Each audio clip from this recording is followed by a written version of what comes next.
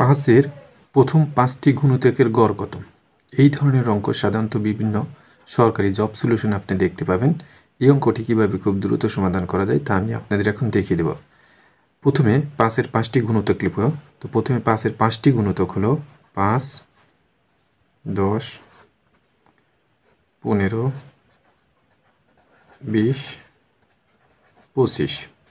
যেহেতু বলছে 5-এর প্রথম 5টি গুণিতকের গড় কত, সেহেতু এই প্রথম 5 আর শেষের 25 যোগ করে 2 দিয়ে ভাগ করব, অর্থাৎ গড় ইকুয়াল টু 5 প্লাস 25 ডিভাইড 2 সমান 30 ডিভাইডেড বাই 2 কাটলাম 15, অর্থাৎ 15 ইকুয়াল 15। অ্যান্সার 15, অর্থাৎ 5-এর প্রথম 5টি গুণিতকের গড় 15।